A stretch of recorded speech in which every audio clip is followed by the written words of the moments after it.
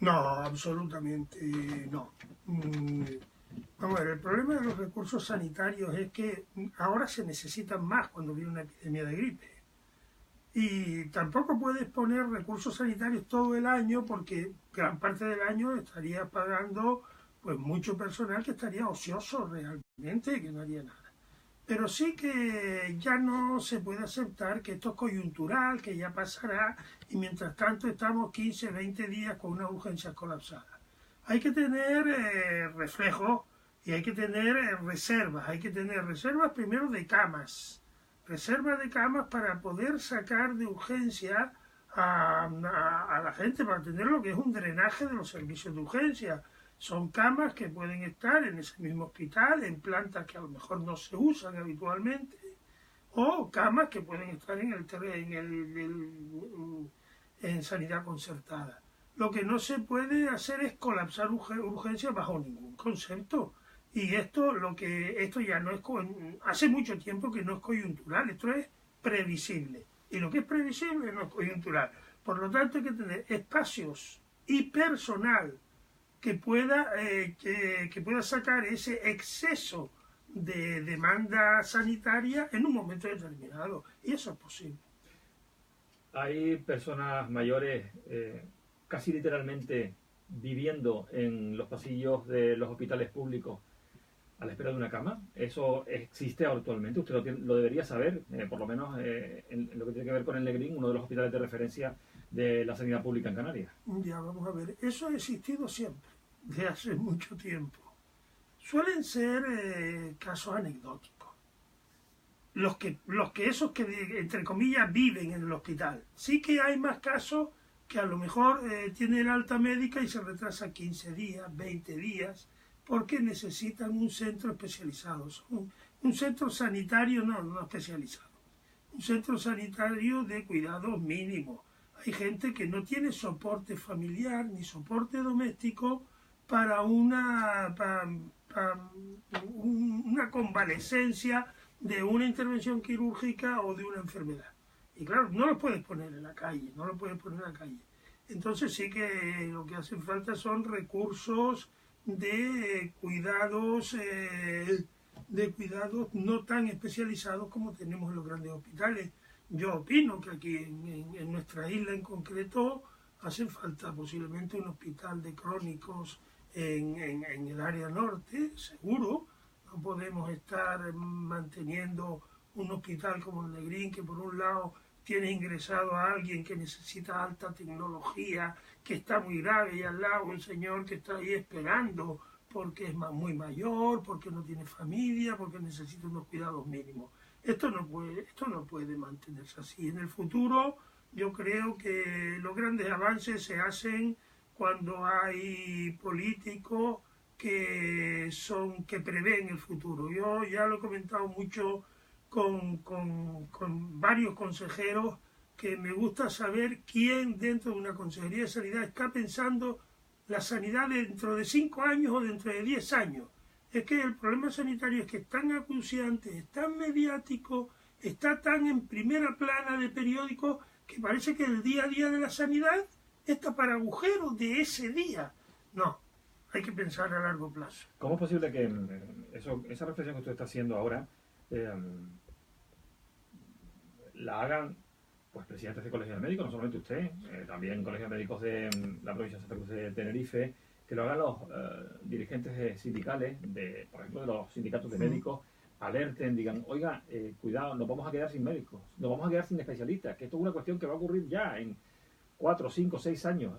Nos vamos a ir pues a un 40% menos de especialistas, un 35%, no sé, algo aproximadamente cercano a esta cifra, y no se vea desde la parte política, o sí se vea, pero no se actúe. ¿Por qué ustedes se dan cuenta y no se dan cuenta en la parte política, que no tiene por qué ser tampoco un consejero? Hay una estructura completísima en todos los departamentos autonómicos, también de otro tipo de administraciones, no solo tiene que ser la sanitaria pública canaria, tiene que haber, también hay otros más. ¿Por qué no se dan cuenta en estas otras esferas? El análisis de si en el futuro van a faltar médicos o no van a faltar es un análisis muchas veces más complejo de lo que se puede ver en así, si le echamos un vistazo general. Realmente hay especialidades que están amenazadas y el Colegio de Médicos ha alertado sobre ello. Pero lo que hay en España fundamentalmente es un mal reparto de los médicos. Estoy hablando de los médicos en concreto. Le pongo un ejemplo, por ejemplo, nacional. Aragón tiene en la zona de Zaragoza una de las más altos índices de médicos por pacientes de Europa. Pero si cruza a Teruel, esos están en Zaragoza. Si cruza a Teruel, tiene los más bajos. Y aquí en Canarias pasa algo parecido. O sea, nosotros podemos tener en el área norte o en el área sur de Gran Canaria especialidades muy bien dotadas que no tienen riesgo de futuro, pero que si te vas a Fuerteventura, te vas a Lanzarote, hay serios problemas con esas especialidades. Con esto hay que tener imaginación. A los puestos de difícil cobertura, que llamamos, hay que primarlos mucho. El que uno pueda ir con una especialidad a Lanzarote, a Fuerteventura, tiene que decir, bien, usted va a Lanzarote y Fuerteventura, va a ganar el doble, y además, cada año que esté allí, en su currículum para adquirir una plaza en propiedad, por ejemplo, se lo vamos a contar por 2. Ya verás que la gente va. Ya verás que la gente va. Hace poquito, antes de Navidades, pasaba también por aquí el rector de la Universidad de Las Palmas de Gran Canaria, Rafael Robaina, y hacía también una reflexión sobre esta cuestión y decía que es que se están echando de menos también en la universidad formadores para especialidad. Entonces él decía que había que hacer una reflexión también sobre eso mismo, es decir, que médicos que sean ejercientes puedan compatibilizar pues su ejercicio de la profesión con la docencia. Sería importante. Evidentemente aquí también hablamos de dinero. Esto también es clave para que se salga de ese atasco de falta de especialistas. Eso, bueno, en la universidad no tanto de especialistas cuanto con el número total de médicos, ¿no? Realmente eso hay que encararlo con médicos, como está comentando, con mucha experiencia, con una trayectoria sólida, que puedan, sin ser profesores de la universidad, tener en cuenta que lo que entendemos por profesor de la universidad son profesores titulares y catedráticos que han pasado una oposición muy dura, que tienen un estatuto funcionarial. O sea, no podemos llenar a la universidad de catedráticos y titulares porque ahora hacen falta médicos, porque ¿qué hacemos con esos catedráticos y titulares dentro de 5 o 6 años cuando ya no hagan falta? Un funcionario del Estado no puede echarlo a la calle así como así. Sí que hace falta un modelo intermedio para formar números. Pero claro, es que después cuando lo ves desde dentro no es tan fácil, porque hay restricciones. Porque uno puede decir, faltan médicos, vale, ¿cuántos médicos están autorizados hoy en la Universidad de Las Palmas de Gran Canaria por curso? Creo que son 120 a 130, por ahí va el número, ¿no? Pues bien, pues vamos a duplicarlo, ¿bien? Pero es que dice las normas de Bolonia que no puede haber más de 70 por clase. Es decir, ya no puedes dar una clase como antiguamente se daba un catedrático de una clase a 200, no, a 70. Y si tienes 4 grupos de 70, necesitas 4 catedráticos. Y luego hay otra cosa que es la protección del enfermo. Antiguamente llegaban a los hospitales pues un profesor con 15 estudiantes detrás y al enfermito que estaba allí, pues entre el profesor y los 15 son 16, tocándole la barriga, apretándole, mirándole. Eso está absolutamente limitado ahora a muy poca gente, absolutamente limitado. Tenemos recursos, o sea, realmente eso es difícil. Y luego otra cosa que es difícil es la formación de especialistas, porque la formación de especialistas depende de lo que son las comisiones nacionales de la especialidad, que son las que dicen si una unidad está capacitada para formar especialistas o no. Hombre, ese dintel se puede bajar. O sea, si queremos que la sanidad española, bien, la sanidad española está donde está, en gran parte por sus médicos, luego por el resto de las profesiones también, pero los médicos han sido la locomotora que han tirado de esto. Enfermería ha hecho un esfuerzo fenomenal y enfermería hoy está muy considerada a nivel europeo. Pero quien arrastró esto fue el sistema MIR. Y bueno, tú no puedes bajar la calidad. Y se voy a tener más médicos bajando la calidad y que la sanidad española ya no sea la que era. Bueno, discutible. Bueno, vamos a volver a la gripe, que es lo que nos ocupa por esta época. Los problemas se sitúan sobre todo en el Hospital Dr. Negrín y el Insular de Gran Canaria, en el Hospital Universitario de Canarias y el de Nuestra Señora de la Candelaria de Tenerife y en el Hospital General de La Palma también. Hace poco se superaron los 90 casos por cada 100.000 habitantes. Esta situación todavía, aunque puede parecer estacionaria, sin embargo, no estamos todavía en el momento peor del pico de esta epidemia, porque lo es. Sí, parece que la epidemia está por llegar, ¿no? Bien, y posiblemente en la próxima semana o el próximo mes ya nos alcance. Siempre vamos con ciertos retrasos respecto a la península y allí ya están. Yo, si me permite, quería hacer una connotación sobre la vacunación de la gripe. Quiero hacerla porque hay mucha confusión al respecto. La población tiene que saber que junto en la misma época del año, que es el final de año, principio de los siguientes, otoño-invierno, aparecen dos epidemias conjuntas, que son la gripe y el catarro común. Los pacientes son incapaces de distinguir qué es gripe y qué es catarro. La vacuna de la gripe es para la gripe. Por eso es frecuente que alguien que se ha vacunado tenga un catarro común, y dice, me vacuné de la gripe y me dio la gripe. Eso realmente no es así. La vacuna no protege al 100%, pero protege mucho. Y la vacuna de la gripe es fundamental, sobre todo mayores de 60 años, con obesidad, con enfermedades crónicas respiratorias, diabéticos, con enfermedades crónicas, porque se pone la vacuna de la gripe, aunque esto parece un maximalismo lo que voy a decir, no se pone para que no tengan gripe, se pone para que no se mueran. Y esto es importante. Es que eso, cuando hacemos el retrato robot de los que se mueren por gripe, y en Canarias se mueren aproximadamente, pueden llegar a 30 pacientes en algún año por gripe, ¿quiénes son?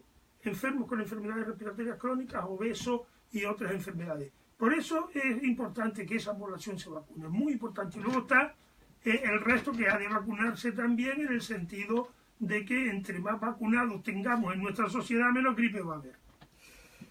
La península está peor, usted lo acaba de decir, ya en Canarias todavía no ha llegado ese pico, con lo cual las circunstancias pueden ser tremendas.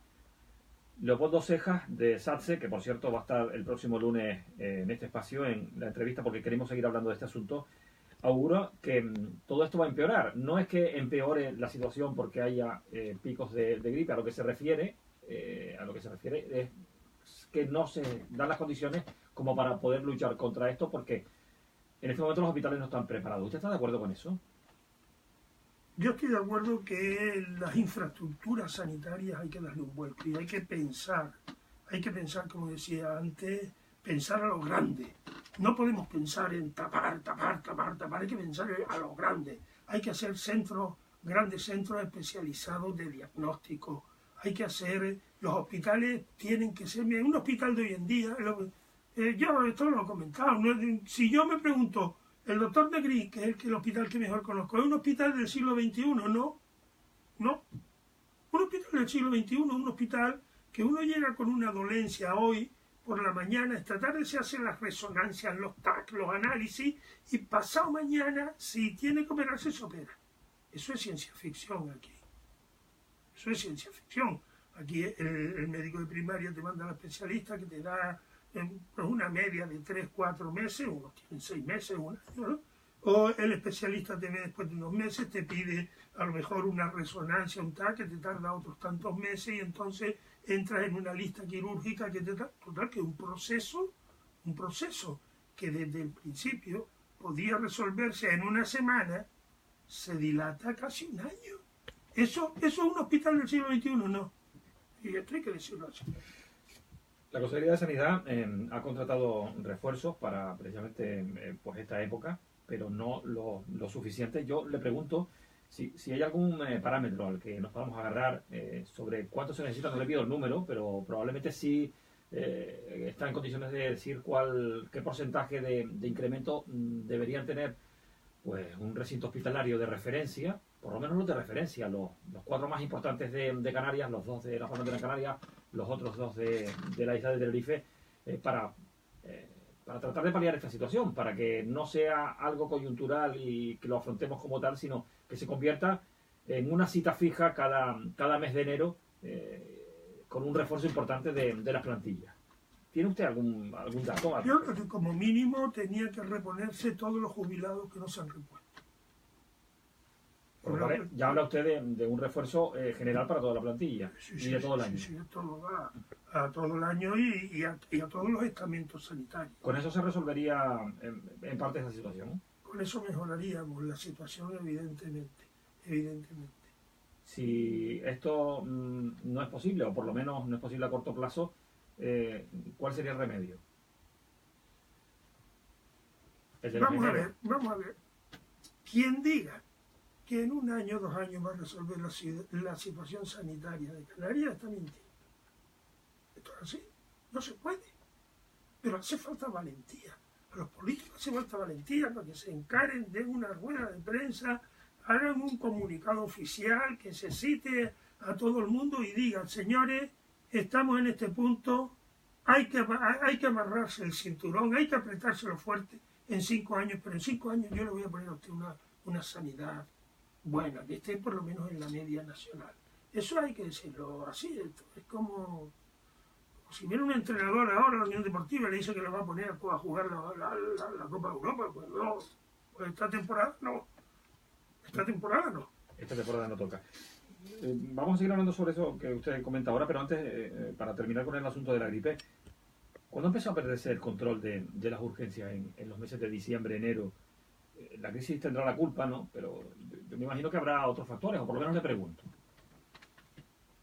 Yo creo que hace años, es difícil contestar esto, pero que hace más de 5 y 6 años que tenemos estos brotes, cierto. Yo que tengo una especialidad en neumología, que se ve de las que más afectadas se ve por la gripe, que los directores me llamasen pidiendo auxilio de que diéramos alta lo más posible, de que intentáramos habilitar camas y tal, porque urgencia estaba saturada.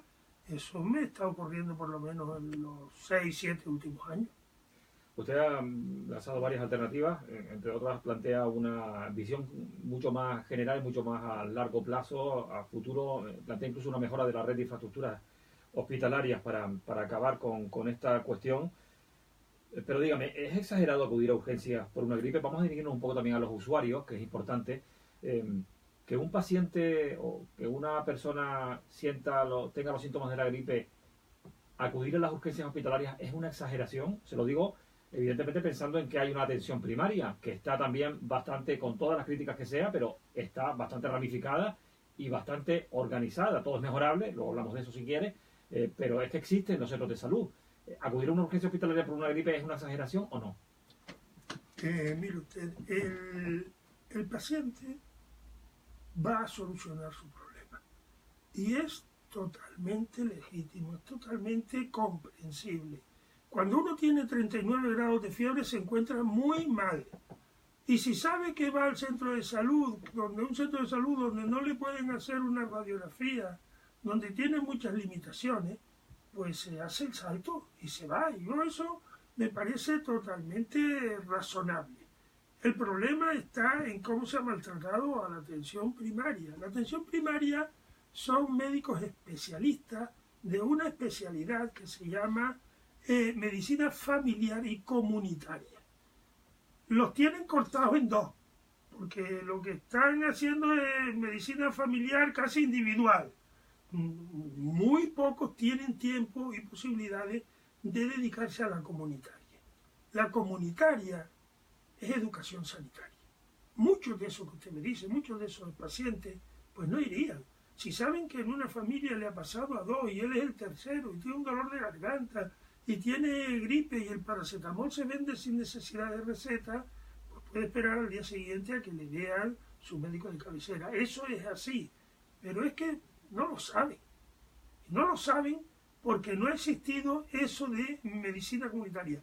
A veces se piensa que la educación sanitaria es hacer una campaña que dura 10 días y poner unos póster en un centro de salud o en un servicio de urgencia. Esos pósters no sirven para nada y esas campañas tampoco. Lo que sirve es que tu médico, en el que tú tienes confianza, día a día te diga lo que es la gripe, lo que no es, cómo hacer si la tienes, cómo no hacerlo. Y mientras no se haga eso, aquí no hay salida. Y yo entiendo que los enfermos busquen la salida que creen más rápida, más ágil. Son las urgencias hospitalarias. Por lo tanto, si los centros de salud, el servicio de atención primaria, no estuviera tan saturado, porque ese es uno de los grandes problemas, usted lo ha citado ahora, esos médicos que tienen un montón de pacientes en su consulta, si eso no fuera así, si no hubiera tal colapso, tampoco habría ese colapso en las urgencias, ni siquiera en los momentos del pico de la gripe, porque todo se resolvería, o gran parte, salvo los casos extremos, que siempre los habrá, los mayores de 60 años, usted acaba de contar el caso, o niños pequeños que también tienen su propia parte de atención en su área especializada materno-infantil, en los hospitales de referencia. Todo se solucionaría en gran parte en eso, en la atención primaria, en los centros de salud, y no habría ese problema. En sanidad, todo pasa por atención primaria. ¿No se están haciendo los esfuerzos desde su punto de vista suficientes para eso? ¿Se va camino de esto? Me consta que el consejero José Manuel Baltar es consciente de esta situación, pero supongo, y le pregunto, que esto no será algo que se resuelva, como usted dijo antes, en 2 años. Evidentemente. El consejero ha tenido una iniciativa que ya desde el colegio habíamos apuntado a principios de año, que es el famoso pacto sanitario que está sobre la mesa, una iniciativa magnífica, y en ese pacto desde el colegio hemos puesto plazos para ir consiguiendo cosas, pero consiguiendo cosas, ya digo, a un plazo razonable.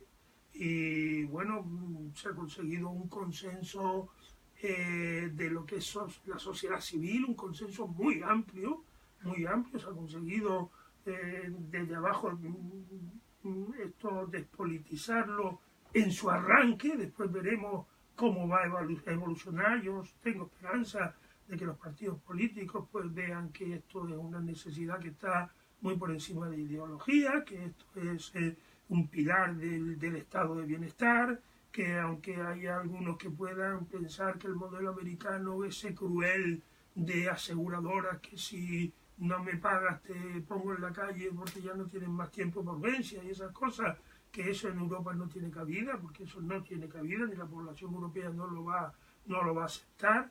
Entonces espero que los partidos políticos, esta iniciativa que ya está firmada por colegios de médicos, por sindicatos, por colectivos de pacientes, por colegios de profesionales sanitarios en general, esto lo vean con el mayor rigor y con el mayor intento de que salga adelante. Precisamente le iba a preguntar si el pacto sanitario servía para algo, y ahora haciendo una reflexión sobre lo que usted ha comentado de los partidos políticos, usted decía antes que la clase política tiene que ver la sanidad a medio y a largo plazo, y tiene que verlo como lo ven los profesionales. ¿No es un reflejo este pacto sanitario que solamente han firmado, aparte de la iniciativa del consejero, de este consejero concretamente, que no es médico, ni es enfermero, ni tiene nada que ver con la sanidad, salvo la gestión, que es de donde viene, y solamente lo han firmado, pues eso, los colegios de médicos, los sindicatos, digamos, quienes están en primera fila de la sanidad, y sin embargo no hay consenso político? Eso es un ejemplo de lo que está pasando, de la falta de buena vista política, miopía, si quiere. Yo no diría que no hay consenso político. Yo creo que esto nace desde abajo. Es decir, incluso el consejero como gobierno de Canarias, como que al fin y al cabo está, aunque él no es un político de raza de esto, él es un técnico, incluso se ha mantenido más como coordinador, ha coordinado a la sociedad civil. Entonces, esto está ahora en una fase, ha pasado ya varias fases, ahora está en una fase en que la sociedad civil le ha dicho al consejero, mire, este documento, lo hemos estudiado entre todos, es un documento de consenso, y esto es muy importante que se sepa. Cuando se hace un consenso hay aportaciones y hay renuncias. Nosotros los médicos hemos pedido cosas a las que, bueno, hemos tenido que renunciar y creemos que pueden ser más o menos importantes, y así lo han hecho todos. Y entonces esto, la sociedad civil lo ha puesto sobre la mesa. Todavía no se ha discutido con los partidos políticos. Los partidos políticos, por supuesto, conocen el pacto, saben de qué va, pero hay que sentarse hay que sentarse. Yo hasta ahora no veo que ningún partido de una forma tajante haya disentido de este pacto, haya dicho que sea algo inútil ni nada. Pero desde luego, ponerse en contra es ponerse en contra de una opinión muy potente de lo que es sociedad civil. ¿Usted cree que ese pacto por la sanidad, ese pacto sanitario firmado en el verano, finalmente va a empezar a cumplir los plazos? ¿Está usted convencido de esta cuestión? No. Primero, se dijo que se presentaba en una fecha y se retrasó, pero bueno, las cosas de envergadura hay que saber que son como son, ¿no? Cuando tienes documentos de consenso hay mucha negociación. Tú no puedes decir, y pongo una media de 2 días de negociación con cada grupo. Pues a lo mejor hay un grupo que lo haces en un día y otro te cuesta una semana. Pedro Cabrera, presidente del Colegio de Médicos de Las Palmas, le agradezco mucho que haya venido por aquí y nos haya contado todo esto y sobre todo lo que tiene que ver con la gripe. Muy buenos días. Buenos días y gracias a ustedes. Pues nada.